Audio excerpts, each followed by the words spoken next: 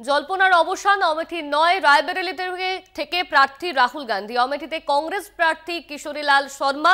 2004 থেকে 2019 অমেঠিতে সাংসদ ছিলেন রাহুল। 2019-এ স্মৃতি ইরানির কাছে হারেন রাহুল। এবারও অমেঠিতে বিজেপি প্রার্থী স্মৃতি ইরানি, কেরলের ওয়ানারেও প্রার্থী রাহুল। প্রার্থী হলেন না প্রিয়াঙ্কা গান্ধী। অমেঠিতে কংগ্রেসের প্রার্থী হচ্ছেন না রাহুল। 2004 থেকে 2019-এ অমেঠিতে সাংসদ ছিলেন রাহুল গান্ধী। 2019-এ স্মৃতি ইরানির কাছে হারেন রাহুল গান্ধী। এই নিয়ে আমরা বিস্তারিত জানবো। আমাদের সঙ্গে রয়েছেন আমাদের বিশেষ প্রতিনিধি দেবজ্যোতি ঘোষ। দেবজ্যোতি দা, এবারে অমেঠি থেকে রাহুল গান্ধী প্রার্থী হচ্ছেন না, ঠিক কি জানা যাচ্ছে এই নিয়ে? দেখো, আমেঠির পরিবর্তে রায়বেরেলি থেকে প্রার্থী হচ্ছেন রাহুল গান্ধী, কংগ্রেসের নেতা। কারণ আমেঠি এবং রায়বেরেলি দুটোই গান্ধী পরিবারের অত্যন্ত গুরুত্বপূর্ণ সিট এবং পরিচিত সিট। সেই জায়গা থেকে গতবার লড়াই করেছিলেন, পরাজিত হয়েছিলেন, কিন্তু কেরলের ওয়ার্নার থেকে নির্বাচিত হয়েছিলেন। এবারে তিনি সেই জন্য আমেঠি ত্যাগ করে রায়বেরেলি থেকে প্রার্থী হচ্ছেন, যা অত্যন্ত গুরুত্বপূর্ণ। তবে গতকাল বিজেপির পক্ষ থেকেও তাদের প্রার্থী তালিকা ঘোষণা করা হয়েছে।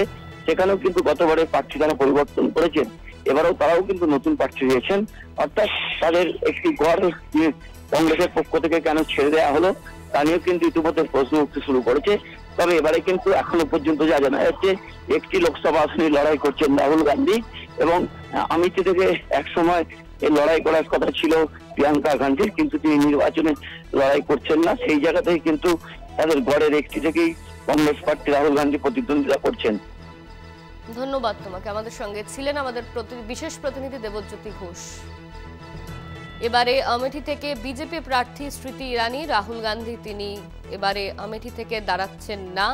রায়বেরেলি থেকে প্রার্থী করা হয়েছে রাহুল গান্ধীকে। আমেঠি নয় রায়বেরেলির প্রার্থী রাহুল গান্ধী। 2019-এ স্মৃতি ইরানির কাছে হারেন রাহুল। এবারেও আমেঠিতে বিজেপি প্রার্থী স্মৃতি ইরানি, কেরলের ওয়ানারেও প্রার্থী রাহুল।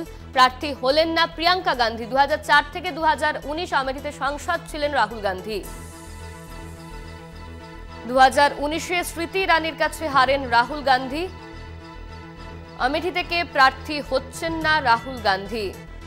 রায়বেরেলি থেকে প্রার্থী হলেন রাহুল গান্ধী।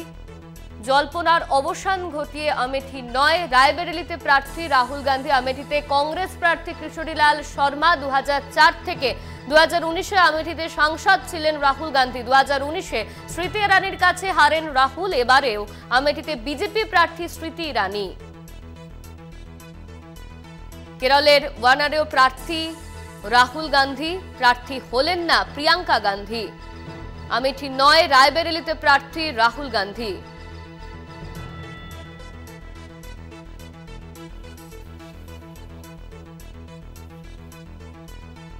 এবারও আমেঠিতে বিজেপি প্রার্থী স্মৃতি ইরানি। 2019-এ স্মৃতি ইরানির কাছে হেরেছিলেন রাহুল গান্ধী।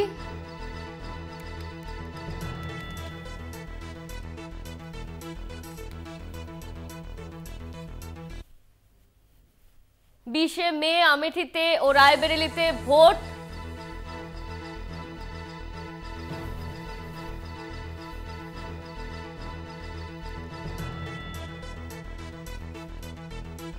এই মুহূর্তে আমাদের সঙ্গে রয়েছেন কংগ্রেস নেতা প্রদীপ ভট্টাচার্য। আপনাকে স্বাগত কলকাতা টিভিতে।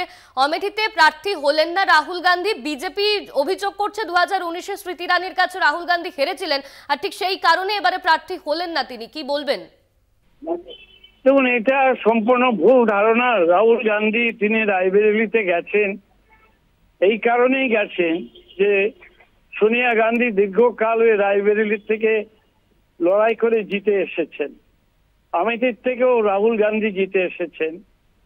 রাহুল গান্ধী মনে করেছেন যে গান্ধী ফ্যামিলির একজনকে হয় রায়বেরেলি নাহলে আমেঠি কোনো একটা জায়গা থেকে প্রতিদ্বন্দ্বিতা করতে হবে।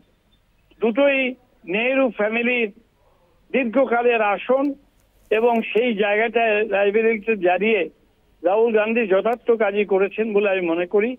যারা মনে করছেন তিনি আমেঠিতে যাচ্ছেন না ভয়ের জন্য, সেটা একান্তই ভুল।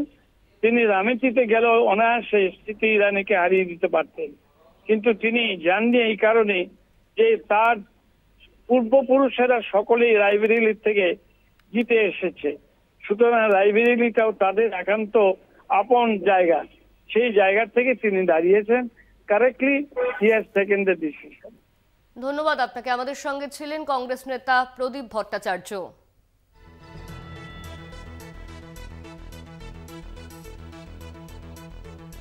আমেঠি ৯ রায়বেরেলি থেকে প্রার্থী রাহুল গান্ধী।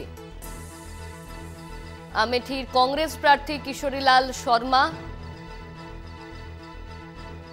2004 থেকে 2019 আমেঠি থেকে সাংসদ ছিলেন রাহুল গান্ধী।